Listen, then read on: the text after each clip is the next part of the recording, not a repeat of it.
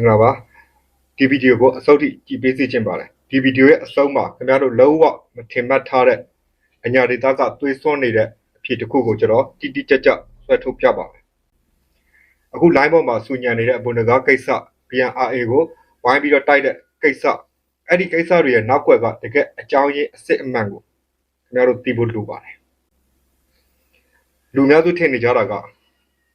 UNG ကဒါပြည်သူတွေတိုင်ကြလို့တရားဥပဒေစိုးမိုးရေးအတွက် BNRA ကိုအရေးယူတာအဲ့လိုအရေးယူတဲ့အတွက် BNRA ဘုံတကားတို့ဟာစစ်ကောင်စီနဲ့ပူးပေါင်းသွားပါတယ်ဆိုပြီးတော့လေလုံးမကွဲဖြစ်နေကြတယ်အဲ့ဒီရုပ်တန်းစကားတွေကိုအခုမြေပြင်အချက်လက်ခိုင်မာနဲ့ရိုက်ချိုးပြပါမယ်ဒီအချက်လက်တွေအပြည့်စုံကိုထပ်ပြီးသိချင်တယ်ဆိုရင်ကျွန်တော်ဖေဖော်ဝါရီ23ရက်နေ့မှာတင်ခဲ့တဲ့ဝမ်ပေါင်ကျိတ်စာဆိုပြီးတော့ဒီဗီဒီယိုမဖြတ်ခင်အမြန်ကြည့်ပါဆိုပြီးတော့ကျွန်တော်တင်ခဲ့တဲ့ live မှာတွားပြီးတော့ကြည့်လို့ရပါတယ်တကယ်ဖြစ်စဉ်တွေအားလုံးရဲ့အစဟာလည်းအဲ့ဒီဒေါ်လာတန်းချီတန်ရင်းနှီးမြှုပ်နှံမှုဖြစ်တဲ့ဝမ်ပေါင်ဂျင်းနီစီမံကိန်းကြီးကနေစတာဖြစ်ပါတယ်လွန်ခဲ့တဲ့3လလောက်မှာ KIA ဖက်ကနေပြီးတော့ UNGC ကို short တိုက်တော့တရားခေါ်မမလက်နက်ကြီးအလုံးတရာပို့ပေးခဲ့ပါတယ်ဘာလို့ဖို့လဲဆိုရင်စကိုင်းကအဒီဝမ်ပေါင်ဂျင်းနီစီမံကိန်းကိုတရက်10လုံးနှုံးနဲ့တပတ်တိတိပြစ်ခတ်တိုက်ခိုက်ဖို့အတွက်ပေးတာဖြစ်ပါတယ်အဲ့လိုခိုင်းတာကို UNG ကလည်းသူစကိုင်းကောက်ွယ်ရေးဝန်ကြီးကိုအောင်ရဲ့လက်အောက်က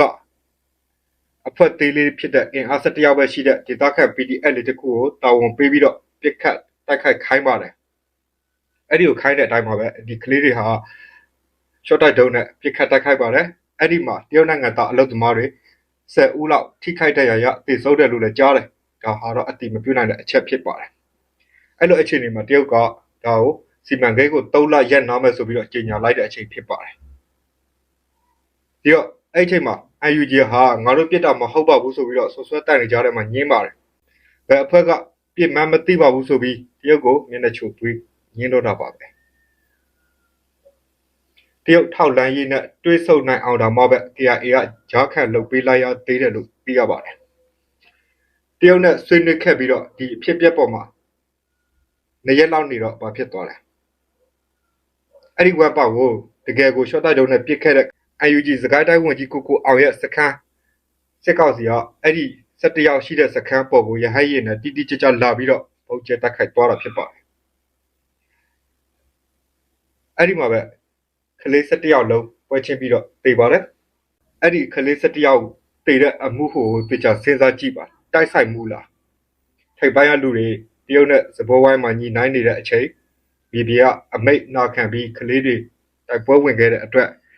စစ်တပ်ရဲ့လေကြောင်းရဲ့အောက်မှာအတိအကျတည်င်းပေးခံရပြီးထိုးကျွေးအသက်ခံလိုက်ရတာဖြစ်တယ်အဆိုးဆုံးကရှိသေးတယ်ဘာဖြစ်လို့လဲသိလားအဲ့ဒီကြဆုပ်သွားတဲ့ကလေးတွေရဲ့အလောင်းကို UNG တို့တခြားတပ်ရေးတပ်ဖွဲ့ပကဖပ3လုံးတွေဟာ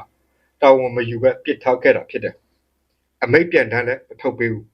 နောက်ဆုံး BNRA ဘက်ကကိုလက်တို့နောက်ဘိုးတော်နီတို့တကိုတော်သူ့ဘာရစာတို့ကသွားပြီးမြေမြုပ်ပေးခဲ့ရတာဖြစ်တယ်ဘိုးတော်နီတို့တကိုတော်သူ့ဘာရစာတို့ကိုလက်တို့သွားပြီးမြေမြုပ်ပေးခဲ့ရတာဖြစ်တယ်ဒေသခံ local PDF အသက်ရဲဘော်တွေလူထုရဲ့အသက်တွေကိုသူတို့နိုင်ငံရေးစားချက်အတွက်စစ်တူရဲ့အယုတ်တွေလိုထိုးကျွေးသွားတာဖြစ်တယ်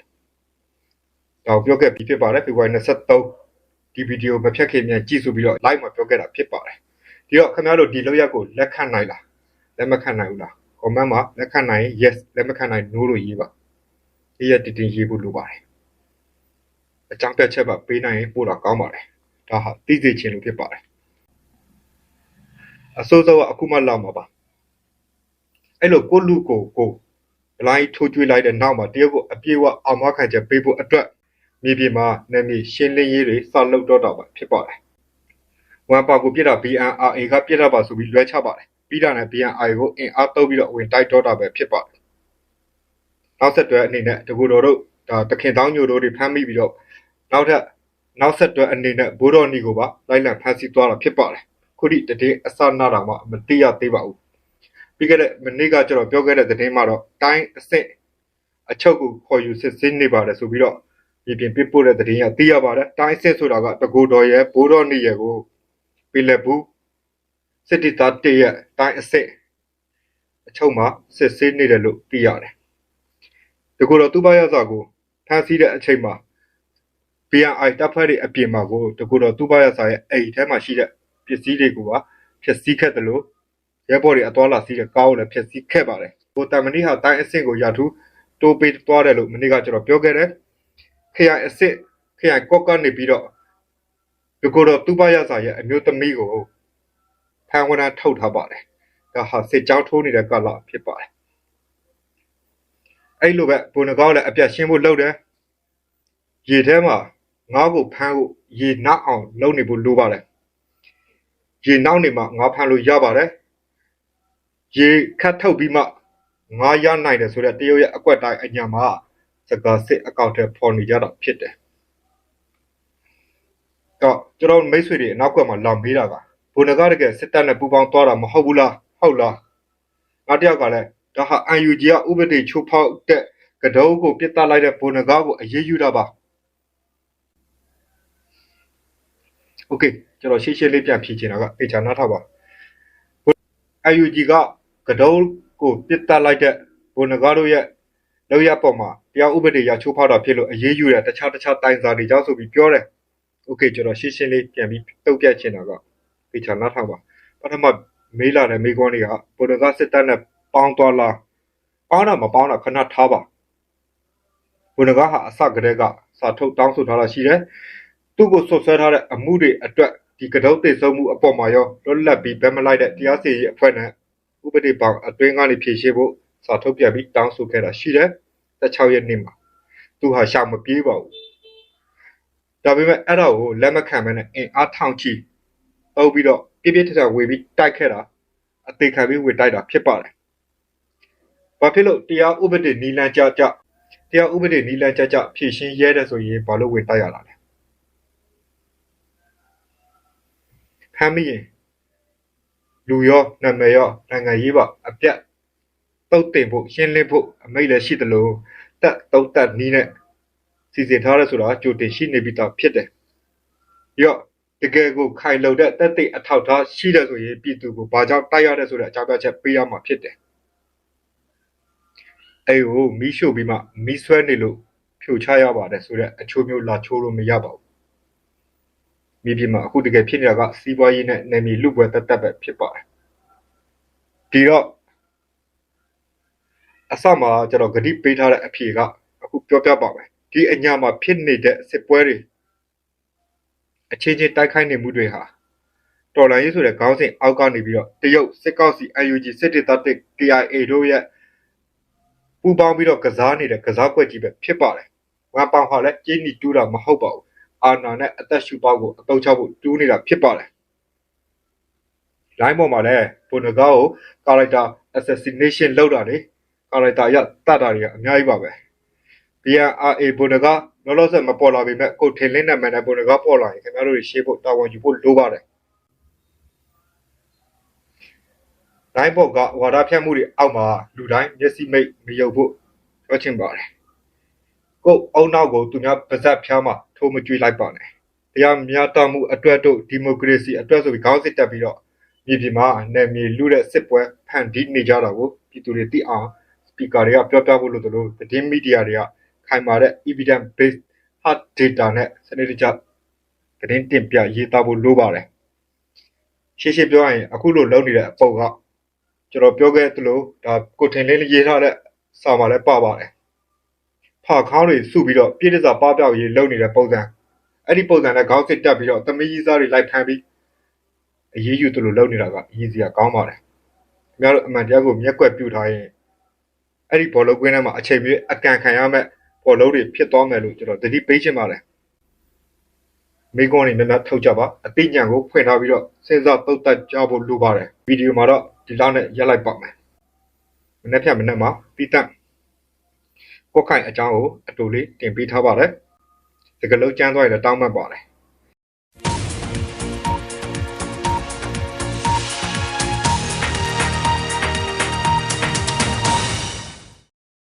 ကိုကျကိုကြီးမင်္ဂလာပါ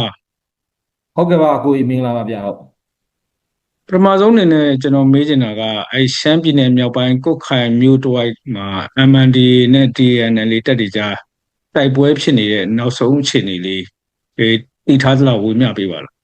မနေ့ကတော့မြို့ပြင်ဘက်9နေရာမှာအဓိကထိုးစစ်ဆင်ပြီးတော့ MND ရဲ့နေတိုက်ခိုက်တယ်ပြီးတော့မြို့ရင်းမှာရှိတဲ့ဒီ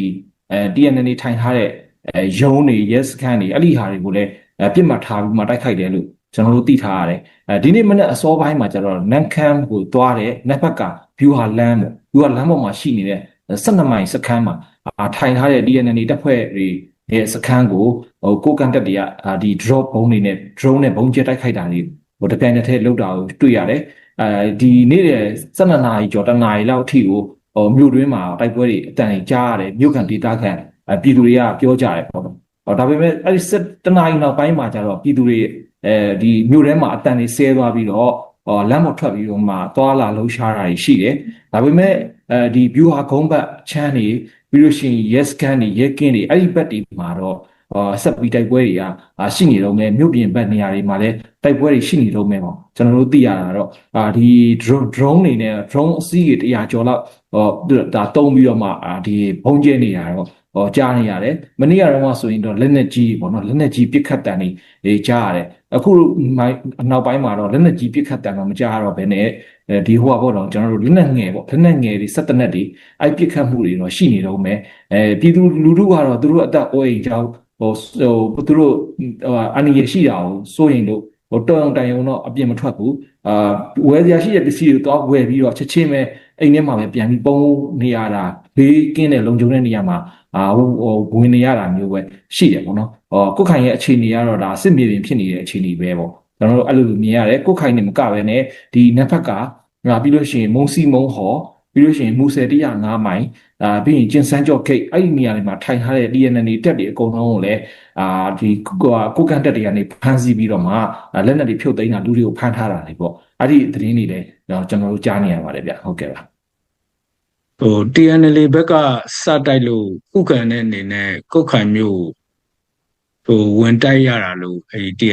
MND ဘက်ကပြောတယ်ပေါ့နော်ဒါပေမဲ့ကုတ်ခိုင်မျိုးကနေရာအများဆုံးနဲ့နန်းဘက်ကကြီးရွာဒီမှာရှိတဲ့ TNL စခန်းတွေကိုကိုကန်တက်တွေကဝင်သိမ်းထားပြီဆိုတော့ MND ရဲ့ရည်ရွယ်ချက်ထဲမှာကျွန်တော်တို့မသိသေးတဲ့လျှို့ဝှက်ချက်တစ်ခုများရှိနေမလားဗျကိုကန်သတင်းဌာနကတင်နေပေါ့နော်သတင်းဌာနသူတို့ရဲ့ပြန်ကြားရေးဌာနကတင်နေဒီကြီးညာချက်နဲ့ပတ်သက်ပြီးတော့နည်းနည်းလေးသုံးသပ်ရမယ်ဆိုလို့ရှိရင်အကြီးညာချက်မှာပါတဲ့အချက်လက်တွေကမြေပြင်မှာတကယ်ဖြစ်ပျက်နေတဲ့အချက်လက်တွေနဲ့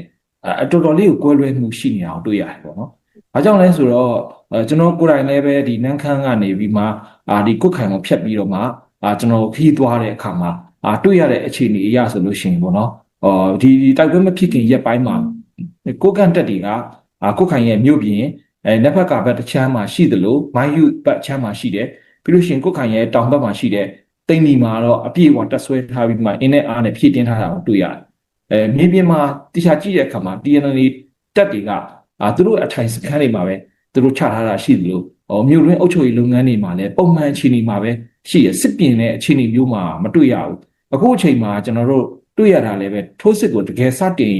်တိုက်ခိုက်တာကတော့ MND တက်တွေကတိုက်ခိုက်တာကိုတွေ့ရတယ်သူတို့ကခုခံကာကွယ်တဲ့အခြေအနေမဟုတ်ဘူးသူတို့ကထိုးစစ်ဆင်တိုက်ခိုက်တဲ့အခြေအနေအဲ့ဒီဟာကိုဒီကြီးညာချက်တွေမှာကျတော့ပြောင်းပြန်ဖြစ်နေတယ်ပေါ့နော်အဲ့ဒီလိုမျိုးကျွန်တော်တို့ကစပြီးသုံးသပ်ရလိမ့်မယ်ပေါ့နော်အဲ့တော့ဘာကြောင့်မလို့ဒီနေရာကိုတိုက်ခိုက်တာလဲအခုပြောသလိုနောက်ကိုရရည်ရွယ်ချက်ကဘာရှိလဲဆိုတဲ့ဟာကျွန်တော်တို့ကြည့်တော့ရည်ရွယ်ချက်ကတော့ထွေထူးထူးကျွန်တော်တို့အတိအကျကျွန်တော်တို့သုံးသပ်ရခက်တယ်ဘာလို့ဆိုတော့ရည်ရွယ်ချက်တွေအများကြီးရှိရည်ရွယ်ချက်ကတစ်ခုတည်းမကတဲ့ရည်ရွယ်ချက်တွေတော်တော်နဲ့ရှိုင်းကျွန်တော်တို့သေချာလေးလာကြည့်မယ်ဆိုလို့ရှိရင်တွေ့နိုင်တယ်ဘာကြောင့်လဲဆိုတော့ဒီဟာကဒီဝေးပြစ်လမ်းမကြီးပြည်တော်စုလမ်းမကြီးဒီလမ်းမကြီးကကုန်စည်စီစဉ်သွားလာတဲ့လမ်းမကြီးဖြစ်လို့ကုန်စည်တစ်ခုတည်းမကပဲနဲ့အရာအားလုံးဖြတ်တန်းသွားလာစီစဉ်နေတဲ့အခြေအနေမှာရှိတယ်လို့မဟာဗျူဟာချက်ချာကြတဲ့ဒီလမ်းပေါ်မှာမှကုတ်ခိုင်မျိုးကတည်ရှိနေတယ်ကုတ်ခိုင်ဒီဒေသကြီးတစ်ခုလုံးကဒီလမ်းနဲ့ဆက်ဆက်နေတယ်ပြီးတော့ကျွန်တော်ပြောသလိုနန်းဖက်ကာဆိုတာဗျူဟာလမ်းလို့အရင်တော့သတ်မှတ်ထားတယ်အရင်စစ်ကောင်စီလက်ထက်တုန်းကလည်းဒီလမ်းကိုသုံးချပြီးမှသူကနန်းခမ်းကိုစိုးမိုးလို့ရတယ်နန်းခမ်းကိုပိုးစစ်စင်လို့ရတယ်အရင်တော့စစ်ကောင်စီရဲ့တပ်စခန်းတွေတော်တော်များများလဲအဲ့ဒီ12မိုင်တို့တာဝါတိုင်းဂုံးတို့စခန်းတစ်ဂုံးတို့ဆိုတာဒီလမ်းမှာပဲမှာရှိတယ်နော်အဲ့လိုအခြေအနေမျိုးကိုတွေ့ရတယ်အဲ့တော့ကုတ်ခိုင်ရလည်းပဲဒီစစ်ကောင်စီရဲ့ view ဟာစခန်းထိုင်ထားတဲ့ မြို့ဖြစ်တယ်ဒီမြို့ကို TNL နဲ့သိမ်းလိုက်တဲ့အခါမှာဒီအချက်ချကြတဲ့နေရာကိုစိုးမိုးနိုင်ဖို့အတွက်ဒီ MNDAA တက်တွေကအခုလိုဝင်ရောက်သိမ်းပိုက်တိုက်ခိုက်တယ်လို့ကျွန်တော်တို့ယူဆလို့ရနောက်တစ်ခုကကျတော့ဒီကိုကန့်ရဲ့အထူးဒေတာတက်လို့ခေါ်တဲ့ဒီဒေတာပေါ့နော်ဒီဒေတာမှာသူတို့ခရိုင်၄ခုသတ်မှတ်ထားတယ်အဲ့၄ခုထဲမှာကိုကန့်ခရိုင်ဆိုတာကိုသူတို့ထည့်သွင်းထားတယ်အဲ့တော့ကိုကန့်ခရိုင်ပြီးရင်သူတို့ဒီလောက်ကိုင်းခရိုင်ရှိမယ်ဟိုဘက်ကကျတော့ဒီမုံကိုခရိုင်ပေါ့နော်မုံကိုခရိုင်တွေပါလို့ရှိရဲတိန်နီရလည်းခရိုင်မြို့တစ်ခုအနေနဲ့ပါလာတာပေါ့နော်အဲ့တော့ကျွန်တော်လောက်ကိုင်းခရိုင်တို့တိန်နီတို့မုံကိုတို့ကုတ်ခိုင်အဲ့ကုတ်ခိုင်တို့သူတို့ရဲ့ပိုင်တဲ့နေမြေထဲမှာထည့်သွင်းထားတဲ့အကြောင်းတရားကတော့လောက်ကိုင်းကုန်းချံနောက်ပြီးတော့ဒီကွမ်လုံဆိုတဲ့ဒေသတွေရဲ့နေနမိတ်ပေါ့နော်ခြံစည်းရိုးလို့ဖြစ်တယ်ကုတ်ခိုင်တို့ကဒီတစ်ဖွဲ့ဖွဲ့ရနေပြီးတော့ဒါထိုင်ထားမယ်စွမိုးထားမယ်ဆိုလို့ရှိရင်ကိုကန့်ရဲ့ buffer ဆိုမရှိဘူးပေါ့နော်အဲ့တော့ကိုကန့်အနေနဲ့ကကိုကန့်ကိုသူတို့လိုချင်တယ်သူတို့သိမ့်ပိုက်ချင်တယ်ရချင်တယ်ဆိုတော့ဒါစီရေးရီမှန်းချက်တွေဒါတစ်ဖက်ကရှိနေနောက်တစ်ခါတော့စီးပွားရေးရီမှန်းချက်တွေရှိကောင်းရှိနိုင်တယ်စီးပွားရေးရီမှန်းချက်ဆိုတာတရုတ်ပြည်ရဲ့ BRI စီမံကိန်းနဲ့ဆက်ဆက်ပြီးပြောရမယ်ဆိုရင်ဒါက Belt and Road Initiative ကိုဒီကအဓိကကျတဲ့လမ်းကြောင်းပေါ်မှာတည်ရှိနေတဲ့မြို့တစ်မြို့ဖြစ်တယ်ပေါ့နော်ဒီ gas pipeline တို့ဒီကျွန်တော်တို့ရေနံ pipeline တို့ကလေကိုယ်ခံကိုဖြတ်တန်းသွားလာတယ်အဲ့လိုအခြေအနေမျိုးရဲ့နောက်တော့ရထားလမ်းကားလမ်းစီမံကိန်းတွေကအစတည်းကဒီကိုယ်ခံ plan ထည့်ပြီးတော့ဆွဲထားတဲ့အခြေအနေမှာရှိတယ်ဒီနေရာတွေကိုစိုးမိုးထားမယ်ဆိုလို့ရှိရင်တစ်ဖက်ကတရုတ်ပြည်ကစီးပွားရေးလုပ်ငန်းရှင်ကြီးတွေတရုတ်အစိုးရကိုပိုင်တဲ့ကုမ္ပဏီတွေနောက်ပြီးတော့အကုန်လုံးပေါ့အဆက်ဆက်အရာရာပေါ့ဒီကိုယ်ခံမှာလာပြီးတော့အခြေချမယ်ဆိုလို့ရှိရင်ဒီကနေပြီးတော့စီးပွားရေးအကျိုးအမြတ်တွေလည်းပဲရရှိနိုင်တယ်လို့ကိုကန့်အဖွဲ့ကတွက်ဆပုံပေါ်တယ်ပေါ့နော်ဒါကြောင့်မလို့ဒီနေရာကိုဒါစိုးမိုးခြင်းနဲ့သိမ့်ပိုက်ခြင်းနဲ့အခြားသောသူတို့တဦးချင်းစီးပွားရေးလုပ်ငန်းတွေအစုဖွဲ့ပိုင်စီးပွားရေးလုပ်ငန်းတွေလည်းပဲတိမ်နီမှာအခုလိုလက်ရှိလှုပ်ထားသလိုပဲနောက်ချိန်ကျရင်ကိုခိုင်မှာလည်းဒီလိုမျိုးသိမ့်ပိုက်ပြီးတော့လှုပ်ဆောင်ဖို့အတွက်စဉ်းစားချက်တွေရည်ရွယ်ချက်တွေရှိတယ်လို့ကျွန်တော်ကတွက်လို့ရတယ်ဒါကြောင့်မလို့ဒီဟာသူတို့တော့ကအကျိုးမြတ်တွေများမဲ့နေရာမလို့အခုလိုမျိုးဒါသိမ့်ပိုက်မှာပေါ့နော်အရင်တော့ကတော့အထူးပူးတွဲအုပ်ချုပ်မယ်ဆိုတဲ့အခြေအနေတစ်ခုဖန်တီးသေးတယ်ဒါပေမဲ့ပူးတွဲအုပ်ချုပ်ခွင့်ကို TNL ဘက်ကလက်မခံဘူးဆိုတဲ့အခါမှာဒီငင်းသွားကြတယ်အငင်းသွားကြပြီးအခုလိုမျိုးပေါ့နော်ဒါတိုက်ခိုက်တဲ့အခြေအနေတစ်ခုကိုရောက်လာတယ်အဲ့လိုကျွန်တော်တို့သုံးသပ်ပါတယ်ဗျဟုတ် MND ကအရင်တည်းကဒီတိုက်ပွဲတွေမဖြစ်ခင်တည်းကဒီကုတ်ခိုင်မျိုးကိုသူတို့ရဲ့ဒီအထူးဒေသတစ်ထဲမှာထည့်ထားတယ်ဆိုတော့သူတို့မှာအဲ့ဒီကုတ်ခိုင်မျိုးတစ်မျိုးလုံးနဲ့အဲ့အနီးနားဒေသတစ်ဝိုက်ကိုသူတို့အုပ်ချုပ်ရေးအောက်ထဲကိုထည့်မယ်ဆိုတဲ့ရည်ရွယ်ချက်ငကိုတည်းကရှိနိုင်တယ်လို့ထင်တာဟုတ်ကဲ့ပါဒါတော့ကျွန်တော်တို့တိတိတတ်တာထင်ရှားရှား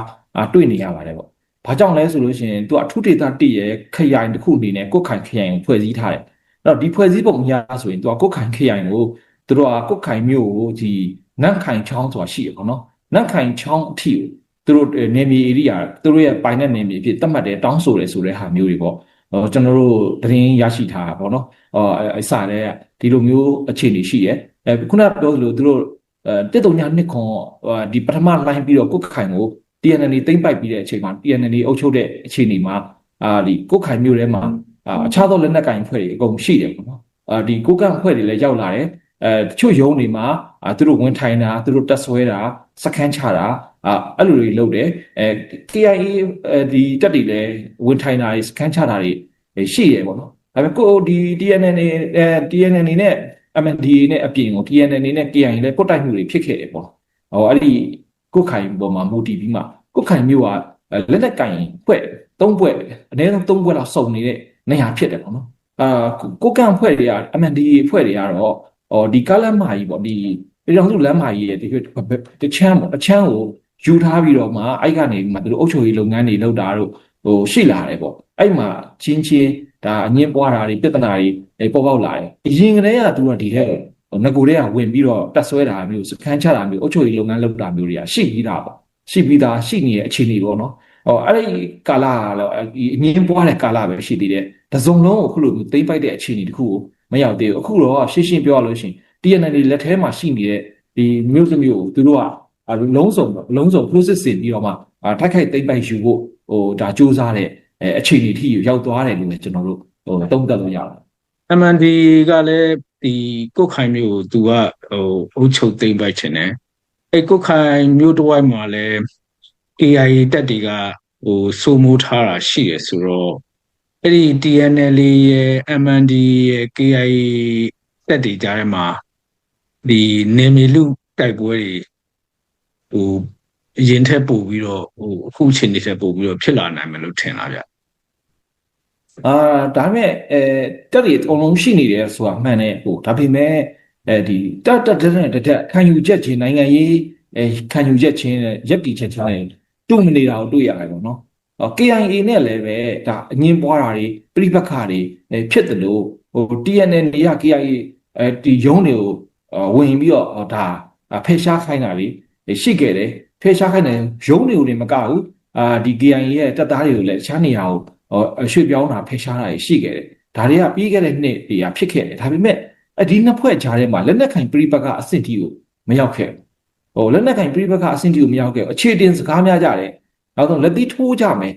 ရန်ပွဲတွေဖြစ်ကြမယ်ဆိုပေမဲ့တနက်မဖောက်ကြအဲ့ဒါကိုတွေ့ရတယ်အဲ့ဒါကတော့ထူးခြားချက်ပေါ့ဘာကြောင့်လဲဆိုတော့တစ်ဖက်နဲ့တစ်ဖက်တော့ထာဝရမဟာမိတ်စာချုပ်ဆိုတဲ့ဟာချုပ်ဆိုထားတဲ့ဟာလေးစားလိုက်နာကြတယ်လို့ကျွန်တော်ယူဆရပေါ့နော်ပြီးတော့ KIA ရဲ့ခေါင်းဆောင်ပိုင်းဒီကလည်းပဲ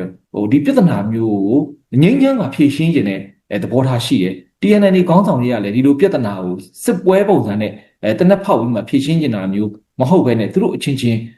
စကားပြောကြဖို့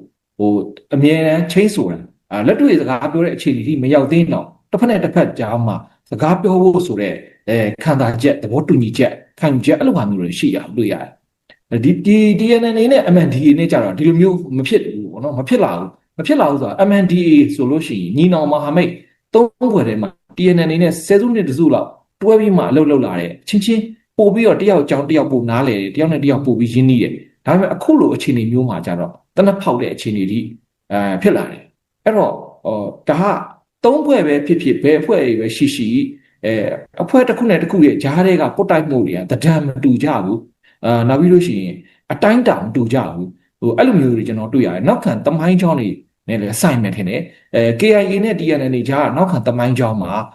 ထာဝရမဟာမိတ်စာချုပ်တွေပြီးလို့ရှိရင်အဲ့လိုနေမြေပိုင်းခြားသတ်မှတ်မှုနဲ့ပတ်သက်ပြီးအရင်တော့သဘောတူညီချက်တွေအဲ့လိုဟာမျိုးတွေရှိခဲ့တယ်ပေါ့နော်အဲ့လိုအခြေအနေမျိုးတွေရှိခဲ့တယ်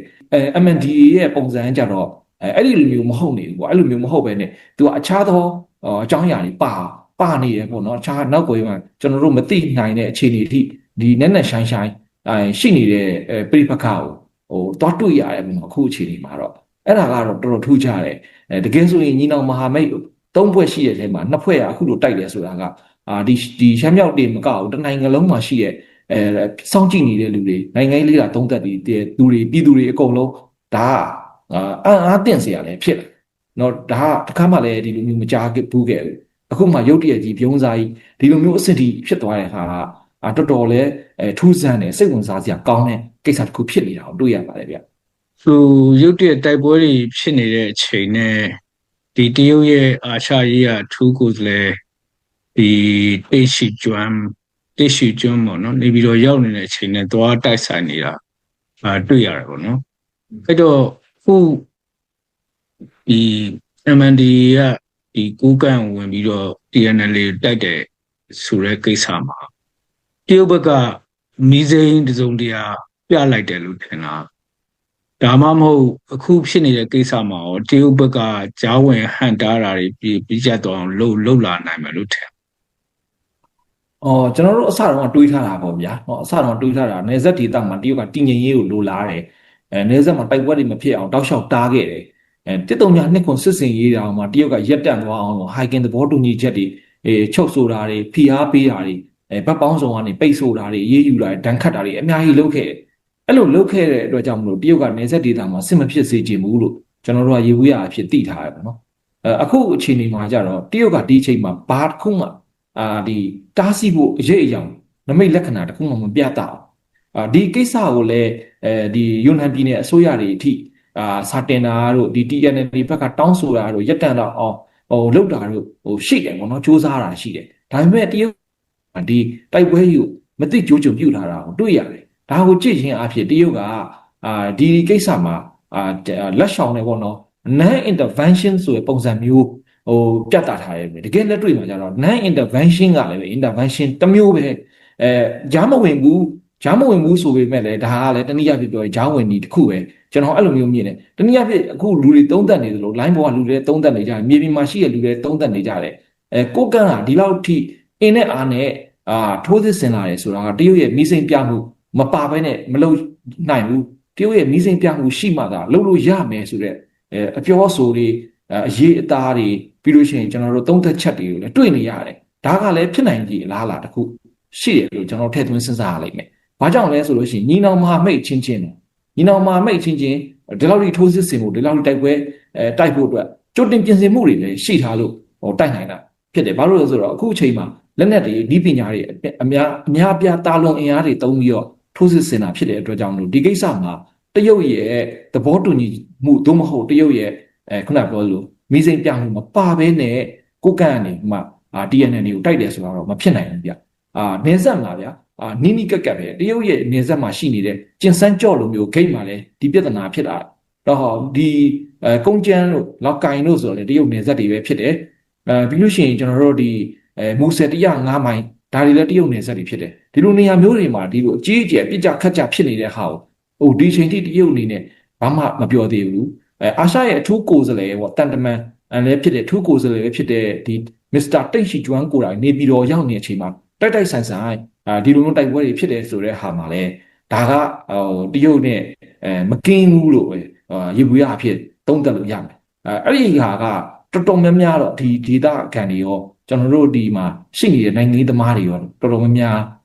းတွေ့ရှိရဲ့ချက်ပေါ့နော်တွေ့ရှိချက်ဒါတော်တော်လေးကိုလည်းသိတာထင်ရှားလွန်ပါလေတရုတ်ရဲ့ဒါပြောမယ်ဆိုလို့ရှိရင်ဒီအဖွဲ့အစည်းတွေနဲ့ကင်းလို့မရဘူးပေါ့အရင်ကတည်းကတရုတ်နဲ့ဒီဖွဲ့စည်းတွေနဲ့ဆက်ဆက်မှုတွေရှိတယ်ပြီးလို့ရှိရင်ဒါစစ်ကောင်စီနဲ့ဖြစ်တဲ့တိုက်ပွဲတွေမှာတော့မှတရုတ်ကနေဒီဖွဲ့စည်းတွေကိုဩဇာညောင်းတယ်ပေါ့နော် influence ရှိတယ်အဲ့လို influence ရှိတဲ့အခါမှာဒီ influence ရှိနေတဲ့ဩဇာညောင်းနေတဲ့အဖွဲ့အစည်းနှစ်ခုဒီလိုထပြီးတော့တိုက်ပွဲဖြစ်ကြတယ်ချကြတယ်ပြစ်ကြတယ်ဆိုတဲ့အနေအထားတစ်ခုဒီဘက်ကတရုတ်ဘက်ကနေပြီးတော့ကိုကန့်ရဲ့နောက်မှာရက်တီပေးလို့သာကိုကန့်ကအခုလိုမျိုးရဲတင်လှုပ်ရဲကင်ရဲတာလို့သုံးသက်လို့ရတယ်တရုတ်ပြည်မှာကြီးဆိုတာ mainland China ဆိုတာကနိုင်ငံကြီးတစ်နိုင်ငံဖြစ်တယ်အချုပ်ချာအာဏာပိုင်တယ် super power ဖြစ်ဖို့တက်လှမ်းဖို့ကြိုးစားနေတယ် nuclear လက်နက်တွေပိုင်ဆိုင်တယ်စစ်ရင်အလုံးကြီးရှိတယ်အဲ့လိုနိုင်ငံကြီးอ่ะဒီဘက်မှာတင်းတင်းလေးပဲရှိတယ်ဒီဘယ်လိုခေါ်မလဲနေစွန်နေပြားပေါ့နေစွန်နေပြားဒေတာလေးမှာရှိရဲ့ကိုယ့်ရဲ့ဒါမျိုးနွယ်တူဘာသာစကားတူတဲ့လူမျိုးစုငယ်လေးတခုကိုထိန်းချုပ်ထားရဲဆိုလွယ်လင်းတကူထိန်းချုပ်လို့ရတယ်လွယ်လင်းတကူဒီဩဇာညောင်းနေအောင်လုပ်လို့ရတယ်အဲ့တော့တေချာတာတစ်ခုကတော့ဒီကိုကန့်ရဲ့ကံကြမ္မာတရုတ်နဲ့ဆက်ဆံနေတယ်ဒီကိုကန့်ဟာဆိုလို့ရှိရင်တရုတ်ကိုလွန်ဆန်ပိုင်ခွင့်တောင်ရှိမယ်မထင်ဘူးကျန်တဲ့အဖွဲ့တွေကကျတော့တရုတ်ဘာသာစကားကိုလည်းမပြောဘူးတရုတ် currency ကိုလည်းမသုံးဘူးတရုတ်ပြည်မှာလည်းစီးပွားရေးအခြေခံတွေမတိဆောက်ထားဘူးပြီးလို့ရှိရင်ဒီဒီမိုကရေစီနဲ့ဒီလူခွင့်ရေးတွေပို့ပြီးမှလေးစားလိုက်တာပြီးလို့ရှိရင်နိုင်ငံရေးအတွေးခေါ်အားလည်းပဲနိုင်ငံတကာနိုင်ငံရေးအတွေးခေါ်တွေကိုလေ့လာလိုက်စားတယ်အဲ့လိုမျိုးပုံစံတွေရှိတာပေါ့ဗျာပြီးလို့ရှိရင်ကျွန်တော် KIA ပဲကြည့်မလား TNL တွေပဲကြည့်မလားပြည်မနိုင်ငံရေးအဖွဲ့အစည်းတွေနဲ့NUG တို့ CRPH တို့NUCC တို့အဲ့လိုမျိုးပြည်မနိုင်ငံရေးအဖွဲ့အစည်းတွေနဲ့ပြည်မမှာတောင်းအခြေစိုက်ပြီးတော့လှုပ်ရှားနေတဲ့ PDF တွေနဲ့ပို့ပြီးတော့မှချိတ်ဆက်တာပို့ပြီးတော့မှဆက်ဆက်ပြီးအလုပ်လုပ်တာတွေ့ရတယ်အဲ့တော့ကိုကန့်ကတော့လုံးယူတိတန့်ကြီးလို့ကင်းကွာနေတယ်ဒါပေမဲ့သူတို့လည်းပ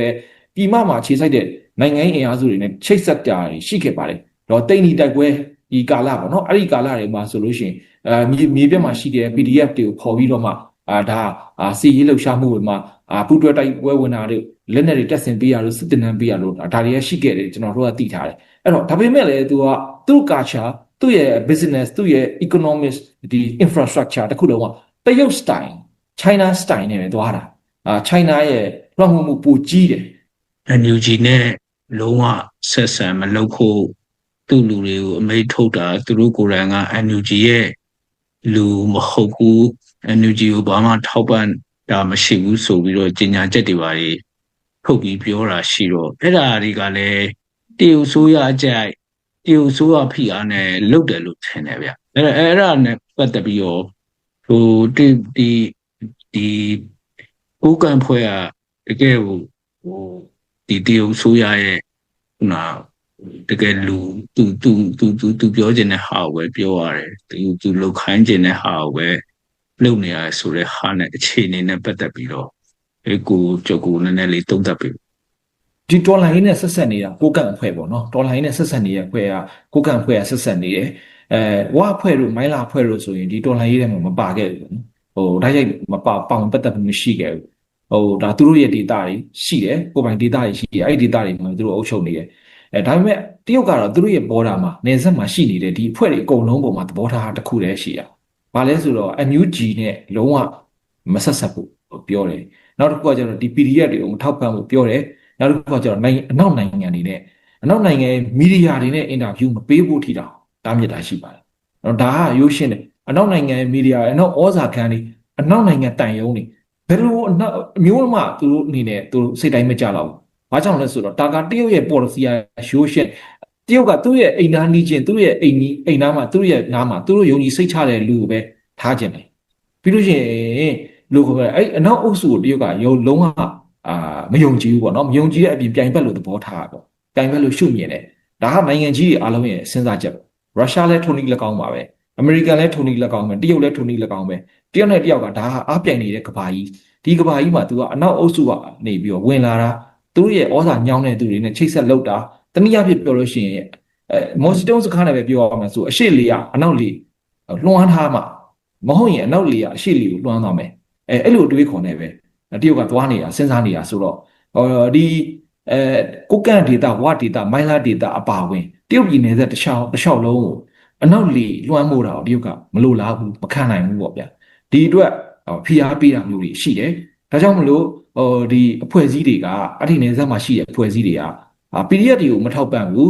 NUG နဲ့မပတ်သက်ဘူးနောက်အုပ်စုတွေနဲ့ဆက်ဆံမှုမရှိဘူးဆိုတဲ့ဟာကိုသဘောထားကိုထုတ်ပြောထားတယ်ပြောထားတဲ့အတိုင်းလည်းလက်တွေ့လှုပ်ဆောင်တာမျိုးတွေတွေ့ရတယ်ပေါ့နော်ဒါကတော့ကျွန်တော်အနေနဲ့တော့ဒီလိုမျိုးမစမ်းကြယ်ဘူးလို့မြင်တယ်ဒီကိစ္စတွေကဘာကြောင့်လဲဆိုလို့ရှိရင်အာမခံချက်ပေးထားတာဂရိပေးထားတာလို့ပဲမြင်တာပေါ့နော်အာမခံထားရတယ်ဂရိပေးထားရတယ်မလွန်ဆန်နိုင်ဘူးပေါ့နော်မလွန်ဆန်နိုင်ဘူးအဲ့လိုမျိုးပုံစံမျိုးဖြစ်နေရတာဟုတ်ကဲ့ပါတရုတ်ကဒီ NUG အစိုးရအဖွဲ့ကိုခါတီးတီးဖြစ်နေတဲ့အချက်က NUG အစိုးရအဖွဲ့ကအနောက်အုပ်စုဩဇာလွှမ်းမိုးတဲ့အခုသဖြင့်ပေါ့အမေရိကန်ပေါ့နော်သူတို့ရဲ့ပြိုင်ဘက်အမေရိကန်ရဲ့ဩဇာလွှမ်းမိုးမှုရှိနေတယ်လို့သူတို့ယူဆလို့အဲ့လိုမျိုးခါတီးတီးဖြစ်တာဟုတ်ကဲ့အဲ့ဒီနေရာမှာကျွန်တော်ကမြင်တာပေါ့နော် NUG အစိုးရရဲ့ဖွဲ့စည်းတဲ့အခါမှာအရင်တော့ကတော့ကျွန်တော်မမရဲ့ဒေါက်တာဆဆာတို့ပါခဲ့တာဒေါက်တာဆဆာတို့ပါခဲ့တယ်လို့နောက်အုပ်စုလိုလားတဲ့လူတွေဥအောင်ကျော်မိုးတို့အဲ့လိုမျိုးတွေလည်းပါတယ်ပေါ့လေဗျာနော်ဒါပြီးလို့ရှိရင်နောက်အုပ်စုနဲ့တော်တော်နီးစပ်တဲ့သူတွေနောက်အုပ်စုရဲ့ပြောမယ်ဆိုလို့ရှိရင်ဒီ training တွေမှာတက်ခဲ့တဲ့သူတွေနောက်အုပ်စုမှာသွားပြီးတော့ seminar တွေလုပ်နေတယ်အဲ့လိုရှိတဲ့လူတွေပါတယ်ဒီနိုင်ငံခြားရေးဝန်ကြီးဒေါ်စင်မောင်ကိုယ်တိုင်လည်းအမေရိကမှာခီးလဲတာရှိတယ်ပြီးလို့ရှိရင်အမေရိကန်နိုင်ငံအစိုးရနဲ့ဒါပတ်လဲနံပါတ်တင်တယ်ပေါ့ဗျာရင်းနေဆက်ဆံအမေရိကန်မှာလည်းသူတို့ရုံးခန်းတွေပါတော့ဖွင့်ထားတာရှိတယ်ဆိုအမေရိကန်မှာလည်းရုံးခန်းဖွင့်တယ်လို့တောင်ကိုရီးယားလို့အမေရိကန်နဲ့နှီးစပ်တဲ့နိုင်ငံတွေမှာဖွင့်ထားတာပေါ့နော်ဒီလိုမျိုးဟာတွေကိုသူတို့ diplomacy ရလောက်တာရှေ့ပိုင်းမှာအများကြီးပဲတွေ့ရတယ်အဲ့အချိန်ကာလမှာတရုတ်နဲ့ diplomacy အရာဆက်သွယ်မှုအပိုင်းမှာအားနေတယ်တွေ့ရတယ်အားပြော့တယ်ပေါ့နော်အဲ့လိုမျိုးဖြစ်တဲ့အခြေအနေမျိုးမှာတရုတ်ကအစစောင့်ကြည့်နေတဲ့အနေထားနေဖြည်းဖြည်းနဲ့မယုံကြည်လာတဲ့အနေထားကိုရောက်လာမယုံကြည်လာတဲ့အနေထားကနေပိုတန်တရာကြီးလာတာဘာလဲဆိုတော့ဒီတရုတ်အလံတွေကိုမိရှို့ပြီးတော့ဆန္ဒပြတဲ့ကိစ္စတို့တရုတ်ကရှီကျင်းပင်ရဲ့ဓာတ်ပုံတွေကိုဒီနင်းချီပြီးမှဆန္ဒပြတဲ့ကိစ္စတို့ပေါ်ပေါက်လာတယ်အဲ့ဒါတွေကတော့ဒေသခံပြည်သူတွေကငကိုကလက်ဘရောင်းတောင်ပေါ့နော်လက်ဘရောင်းတောင်ဘက်မှာဒီတရုတ်ရဲ့ကုမ္ပဏီ1ပေါင်ကုမ္ပဏီနဲ့ပြိပခါတွေကရှိခဲ့တယ်ဟိုးရင်ကလေးကအာဏာမသိမ်းခင်တည်းကရှိခဲ့တယ်အဲ့ဒီအခြေခံပေါ်ကနေပြီးတော့အခုဒီတရုတ်နိုင်ငံအနေနဲ့ကျွန်တော်တို့ဒီမိုကရေစီတော်လှန်ရေးကိုဒီဟာမဖြစ်ဘဲနဲ့ပေါ့နော်အားမပေးဘဲနဲ့ဒီမင်းအွန်လိုင်းစစ်အုပ်စုကိုအတားပြီးထောက်ခံမှုတွေလုပ်တဲ့အနေအထားပေါ်မှာပြည်သူတွေကပောက်ကွဲပြီးတော့မှဖြစ်ပေါ်လာတဲ့အနေအထားပေါ့ဒါပေမဲ့အဲ့ဒီအနေအထားကိုလည်းပဲတရုတ်ကဘယ်လိုသုံးသပ်လဲဆိုလို့ရှိရင်ဒါက NUG ရဲ့စနစ်လို့သုံးသပ်တယ် NUG ရဲ့နောက်ကအမေရိကန်တွေဒီအဖြစ်ပြောရင်အမေရိကန်ရဲ့ထောက်လိုင်းရေးဖွဲ့စည်း CIA တွေဒါတွေကိုသူတို့ထည့်သွင်းစဉ်းစားမှာပဲအဲ့လိုစဉ်းစားပြီးတော့မှဒီတော်လှန်ရေးဒီနွေဦးတော်လှန်ရေးပေါ့တရုတ်တစ်စိတ်ကတ်လိုက်တာဘာတစ်စိတ်ကတ်လိုက်လဲဆိုလို့ရှိရင်ဒါကအနောက်အလိုကျလုပ်နေတဲ့ဒါ ဒီ proxy ဟိုပါပဲပေါ့နော်တခုပဲလို့မြင်လိုက်တယ်ဟို color revolution တွေလို့မျိုးပေါ့နော်အရှေ့ဥရောပမှာဖြစ်ခဲ့တဲ့အယောင်တော်လှန်ရေးတွေလိုမျိုးဒါကအမေရိကန်ကရုရှားကိုဆိုဗီယက်ယူနီယံကိုပြိုကွဲအောင်ဆိုဗီယက်ဩဇာခံနိုင်ငံတွေကိုအင်အားချိနေအောင်လုပ်ခဲ့တဲ့ဟာမျိုးသူတို့အရန်စိတ်ပူတယ်အဲ့လိုဟာမျိုးသူတို့ထုတ်ပြောတာတွေလည်းရှိတယ်စိတ်ပူတယ်ထုတ်ပြောတယ်နောက်ဆုံးကျတော့မယုံကြည်တော့ဘူးမယုံကြည်တော့ပဲနဲ့ကျွန်တော်တို့ဒီတွေဦးတော်လှန်ရေးကြီးကိုတရုတ်အနေနဲ့လုံးဝအားပေးအမြောက်မလုပ်တော့ဘဲနဲ့စန့်ကျင်ဘက်ဖြစ်တဲ့ကျွန်တော်တို့ရဲ့ရန်သူဖြစ်တဲ့မင်းအောင်လှိုင်စစ်အုပ်စုတော့အားပေးထောက်ခံလာတာတော်တော်ကြာပြီပေါ့နော်တော်တော်ကြာပြီ ကိုကန်နဲ့ဒီတောင်းတက်ဖွဲ့တိုက်ကြတဲ့ကိစ္စကတော့သူတို့ရဲ့ပုံရန်သူစစ်အုပ်စုကြိုက်ဖြစ်မှာတော့သိကြတယ်ပေါ့နော်အဲ့တော့အခုတောင်းနဲ့ဒီကိုကန်နဲ့အခုတိုက်ပွဲတွေနေမီလူတိုက်ပွဲတွေကနေပြီးတော့နောက်ဆုံးပဲအဆင့်ထိဖြစ်လာနိုင်တယ်အဲ့ဒါလေးနောက်ဆုံးနေနဲ့သုံးသပ်ပြီဟုတ်ကဲ့တိုင်းနဲ့ဒီကိုကန်တက်တွေနဲ့တိုက်တယ်ပုတ်တိုက်မှုတွေရတယ်ဖြည်းဖြည်းကြီးထွားလာပြီးမှအခုလိုမျိုးလက်နက်ကင်တိုက်ပွဲအဆင့်ထိရောက်လာတဲ့အခါမှာဒီနီးလန်းမှန်ကန်နဲ့မဖြေရှင်းနိုင်လို့ရှိရင်နှစ်ဦးနှစ်ဖက်စလုံးထိခိုက်နေနာမယ်နှစ်ဦးနှစ်ဖက်စလုံးတိုင်းတက်တွေရောကိုကန်တက်တွေရောနှစ်ဖက်စလုံးနေနာကိုကန်တက်တွေကဒီလက်နက်အင်အားတာလို့ပဲဖြစ်ဖြစ်ဟိုတန်းတွေကပြန်ပြီးတော့မခုခံမကာကွယ်လို့ပဲဖြစ်ဖြစ်ဒါမှမဟုတ်အလျှော့ပေးလို့ပဲဖြစ်ဖြစ်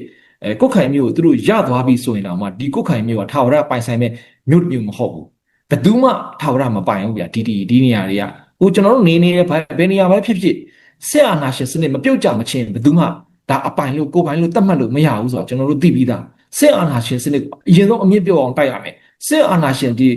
စစ်အုပ်စုလုံးဝပြိုလဲသွားပြီဆိုတော့မှဒါကိုယ့်ရဲ့နယ်မျိုးကိုတတ်မှတ်လို့ရမယ်အဲ့လိုတတ်မှတ်တာတော့မှဒီမိုကရေစီနီးလန်းနဲ့ကျွန်တော်တို့တတ်မှတ်ဖို့လိုတယ်လက်နက်ကင်နီးလန်းနဲ့မဟုတ်ဘဲနဲ့နိုင်ငံရေးအရာဆွေးနွေးတဲ့နီးလန်းစပွဲဝိုင်းမှာထိုင်တဲ့နီးလန်းတွေပြီးတော့အားလုံးသဘောတူညီတဲ့ဒီပါလီမန်ပေါ့ဗျာတနည်းအားဖြင့်ပြောလို့ရှိရင်လွှတ်တော်တို့ဘာတို့ဟာတဆင့်တိချာဒီနေရာတွေဒီဒေသတွေကိုပြန်ပြီးတော့ဒါ alignment လုပ်ရမယ်ပြန်ပြီးတော့မှတတ်မှတ်ရလိမ့်မယ်အခုလိုမျိုးကြတော့မင်းအောင်လှိုင်တို့စေအုပ်စုအတွက်ကအကြိုက်ပဲပေါ့ဗမာပြည်ကြီးရဲ့ဆွေးနွေးစကားဝိုင်းကိုလာပြီးတော့ဖြေကြားဆွေးနွေးပြီးတဲ့အတွက်ဗမာပြည်ကြီးဖွဲ့ကိုစားကျွန်တော်ကကျေးဇူးတင်တယ်လို့ပြောချင်ပါတယ်ဟုတ်ပါဟုတ်ကဲ့ပါဟုတ်